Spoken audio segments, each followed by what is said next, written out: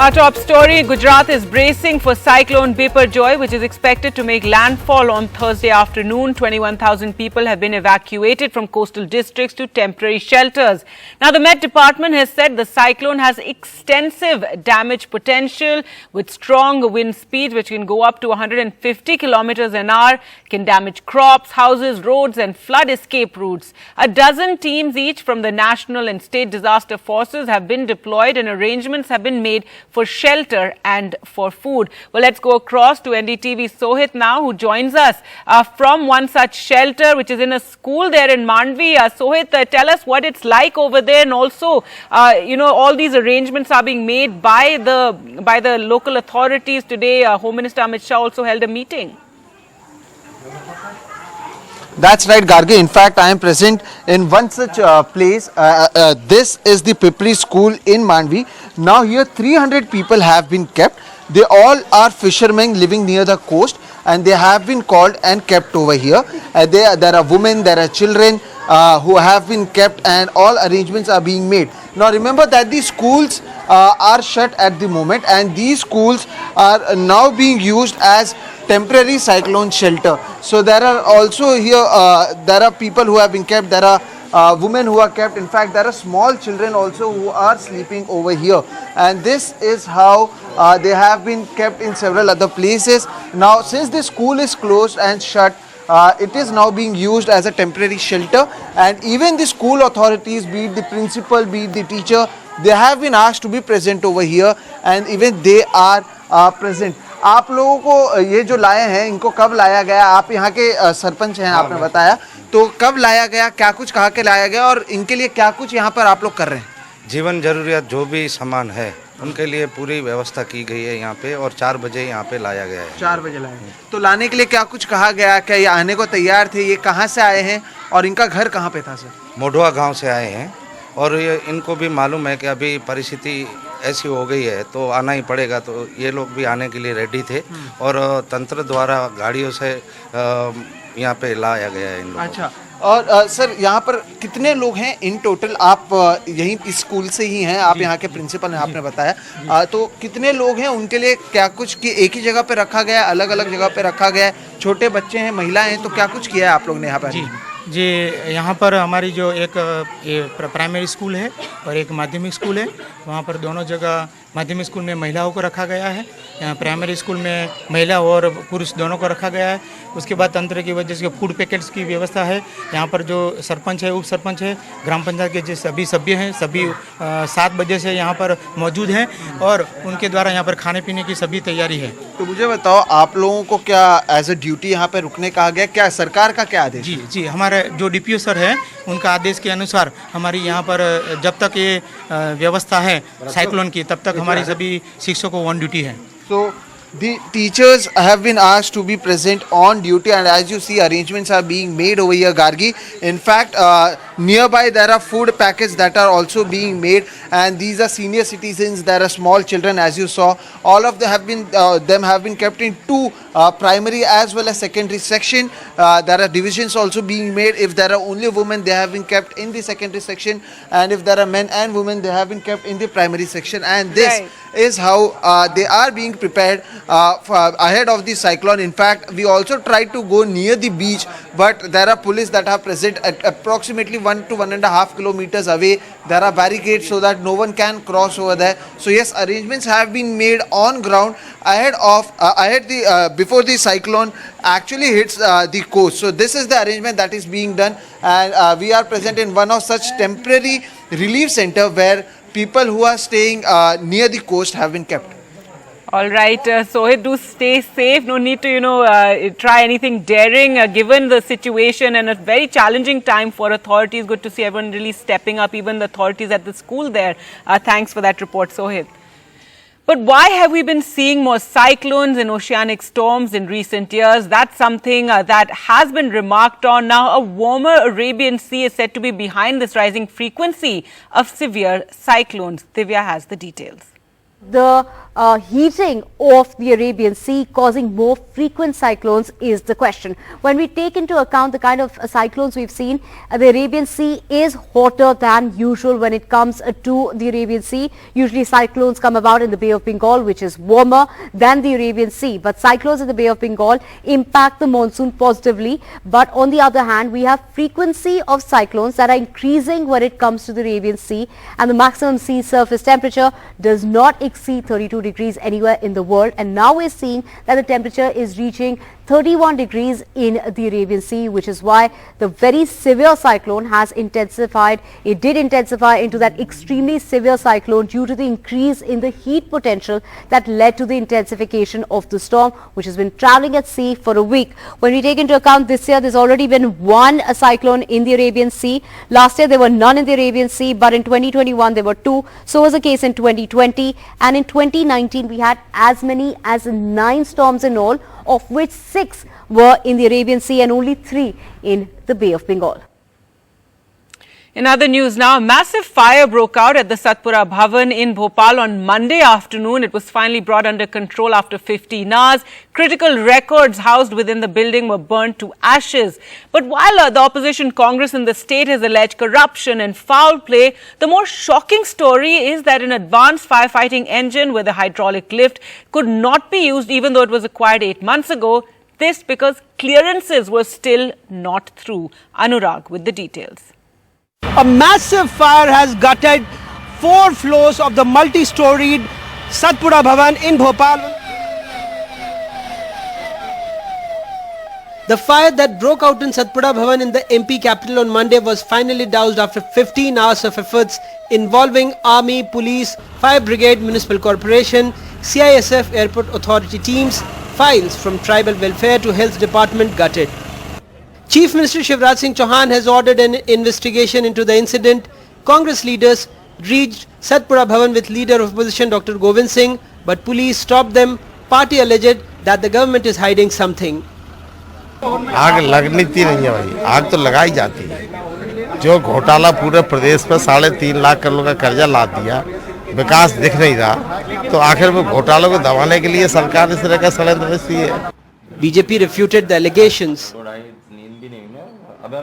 ये डिजिटल का युग है, इसमें फाइल जलती नहीं है, इसमें एक फाइल कई जगह पर सुरक्षित रहती है, दिल्ली तक डाटा रहता है सबके पास. What we have seen yesterday that the firefighters were able to reach just till 3rd floor, and then entire 4th, 5th and 6th floor were gutted, and this machine was just 20-30 meters away from Satpura Bhavan. While the blaze engulfed the 7-story Satpura Bhavan, a rupees 5.5 crore advanced hydraulic ladder used for firefighting stayed parked just 40 meters away, bought with much fanfare about 9 months ago to help fight fires in building up to 18 stories high. But lack of clearance from the Regional Transport Office and of qualified personnel ensured that it could not be used in fighting one of the biggest fires in Bhopal in recent years. A high-level committee has been tasked with giving its report of fire in 3 days. There were fires in the same building in 2018 and 2012, and the probe reports are still awaited.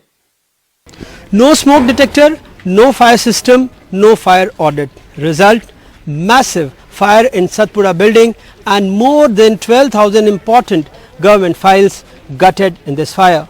In Bhopal with camera person Rizwan Khan, Anurag Dwari for NDTV. The government today vehemently rebutted Twitter co-founder Jack Dorsey's allegation of receiving many requests from India to censor accounts critical of the government and reporting on farmers' protests, as well as threats of shutting down the platform and raids on employees. Union IT Minister Rajiv Chandrasekhar blasted the comments as an outright lie and an attempt to redact a dubious period of Twitter's history. Top ministers of the Modi government hit out at former Twitter chief Jack Dorsey after he claimed there was pressure from India to restrict accounts critical of the government during the farmers' agitation 2 years ago. India had many requests of us around the farmers' protests, particularly around journalists critical of the government. It was manifested in various ways. We were told we will shut down your offices and raid homes of your employees. He said, this is India, a democratic country. Dubbing it a complete lie, the government called out Dorsey's statements as an attempt to brush off what it called a dubious period in Twitter's history. So I am deeply disappointed by Jack Dorsey's attempt at lying about what happened, because certainly whatever he has said in yesterday's statement is untrue and is false. Twitter was misusing its power as a platform to selectively de-amplify and selectively de-platform people both in India and abroad. In India, it was a direct violation of Article 14 and Article 19 of our Constitution. Twitter has come in conflict with the Indian government multiple times over in the past 2 years. Earlier, the Indian government had warned Twitter to comply with the new IT rules. Twitter meanwhile claimed that there is a threat to free speech and that the government is involved in what it called dangerous overreach. A few weeks later, the Delhi police raided Twitter India's office in the national capital. Twitter meanwhile marked BJP leader Sambit Patra's tweet as manipulated media. And later, the ex-CEO of Twitter, Jack Dorsey, tweeted in support of the protesting farmers. The opposition meanwhile was quick to pick on Dorsey's comments and target the BJP government. The statement of ex-CEO of Twitter, totally alarming and shocking for all of us. The entire government machinery is pressurizing the Twitter CEO to suppress the opposition voice. While Twitter has repeatedly said that many of the Indian government's orders and requests involve issues of freedom of speech of the citizens, the government maintains that as a carrier of news, Twitter must act responsibly and that no social media organization is above the law of the land. In New Delhi with camera person Sushil Rathi, Vedant for NDTV. Now, is there a major rift emerging between the BJP and AIADMK in Tamil Nadu? The AIADMK today passed a resolution against the BJP state chief Annamalai for his interview with a newspaper where he took a dig at former Chief Minister Jayalalitha. They called him irresponsible and immature. Sam Daniel reports.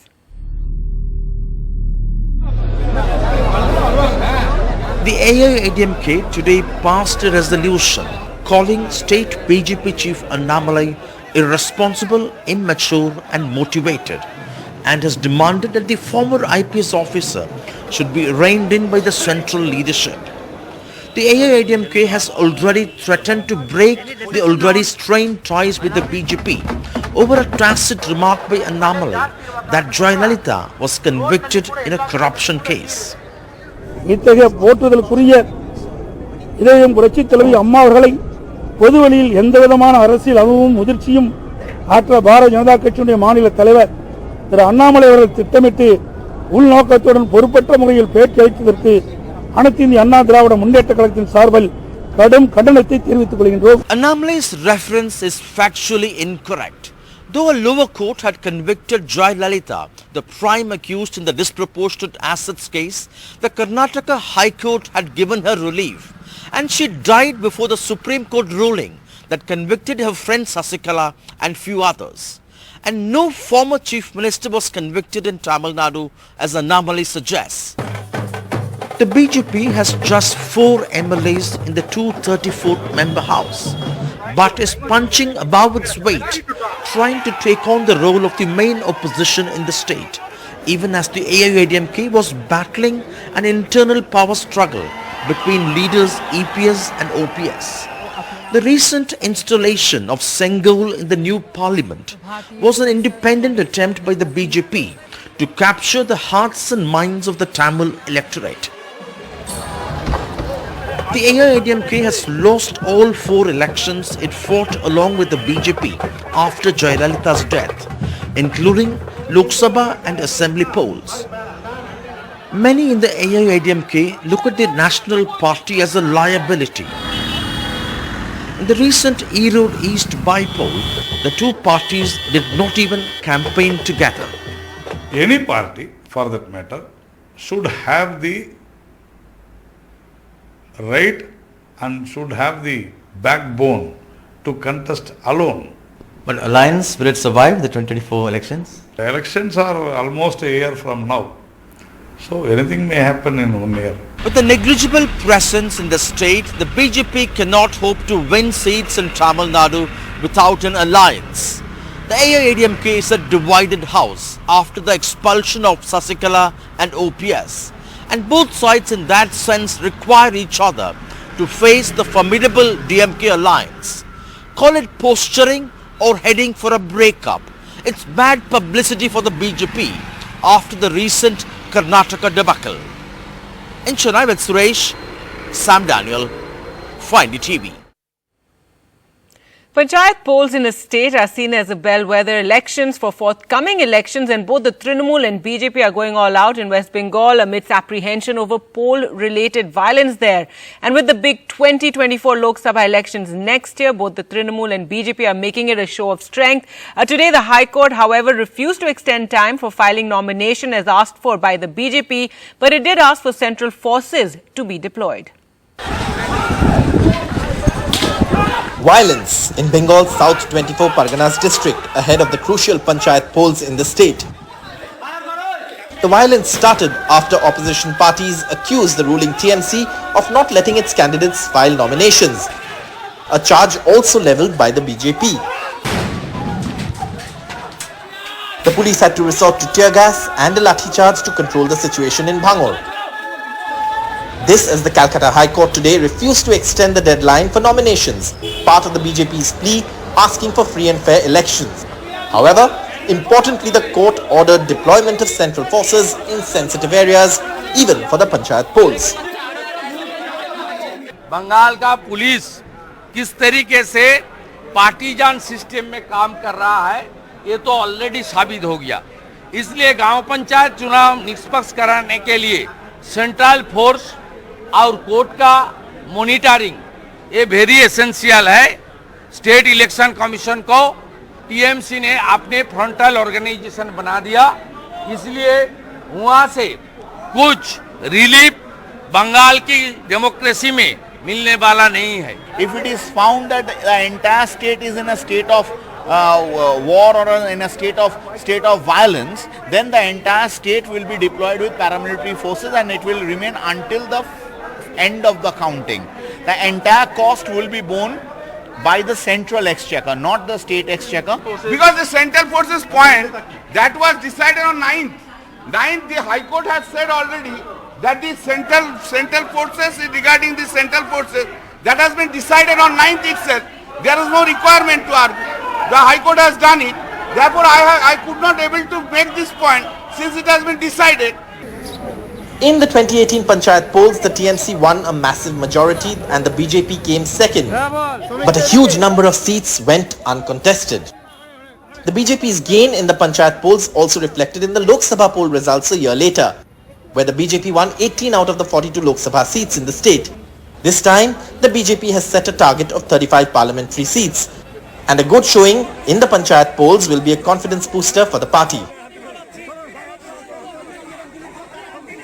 Lok Sabha elections, Vidhan Sabha elections, and now the panchayat polls will also see central forces being deployed. The Calcutta High Court has ordered the deployment of central forces even during the panchayat elections, noting that violence has already been reported during the nomination process. But the court has refused to entertain the plea to extend nomination dates or interfere in the election process, including areas like appointing of observers, noting that the Election Commission of the state is the body that is responsible for these matters.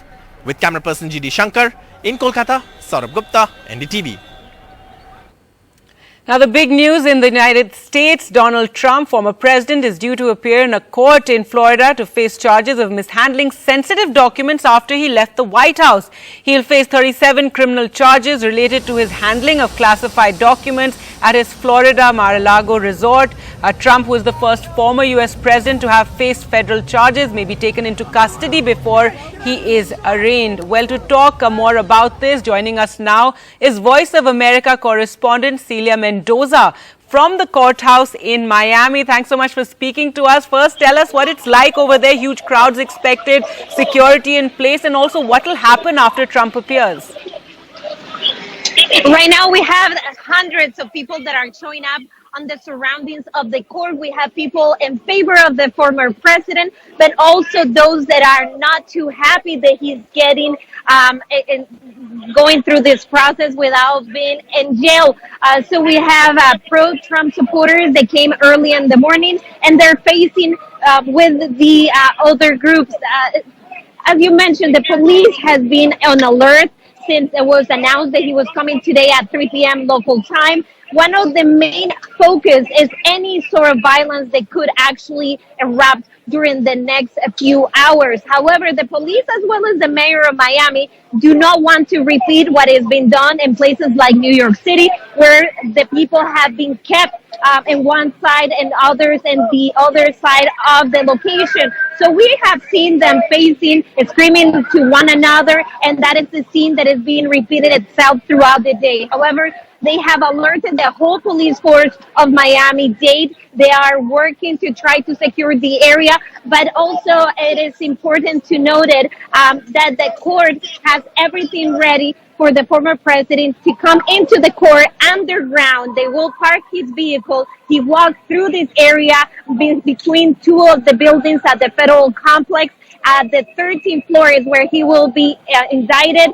Jonathan Goodman is the judge that will be preceding this process, and he will read the 37 charges, and he is expected to plead no guilty. After he leaves here, he will be now an indicted former president with federal charges, and will return to New Jersey, where tonight he'll have a speech as well as a campaign event where he's hoping to collect funds for his campaign. He has been very clear that he's not going to leave his pursuit for the candidacy of the Republican Party. And during the past few hours, it was known that he's trying to add more lawyers to his defense team. All right. Thanks so much for joining us there with the latest. And even if he's indicted, remember, Trump can still run for president. Thanks so much. Now, in other news, finally, big dampener for those who want to travel abroad and even across the country this summer, and that has been the high airfares. And now the facts, according to the research by Hong Kong-based Airports Council International, yes, indeed, the hike in airfares from pre-pandemic levels has been the highest here in India. In fact, India witnessed the highest increase in airfares among the 10 top aviation markets in Asia-Pacific and West Asia. Well, let's go across to Priyanshi for more on that. And Priyanshi, that's really been a dampener this holiday season. That's right, Gargi. All of us have seen how high airfares have been getting for the past couple of years whenever we book our tickets for vacations domestically and abroad as well. Well, India witnessed the highest airfare hike among the top 10 aviation markets in Asia Pacific, according to the Airports Council International. Airports Council International says that in India, domestic airfares surged 43%, while international airfares went up by 28% from 2019 Q4 to Q4 of 2022. So in a sense, the amount of money that could get you a return ticket in 2019 can now only get you a one-way ticket. India topped the list among the top 10 aviation markets in the Asia Pacific, as the price rise in other countries was just around 20 to 30%, while in India it was over 40%. But what are the reasons behind this surge? Well, the report says that airlines are hiking prices to recover pandemic losses, and now they are recording record profits. Even Indigo reported record profits last year.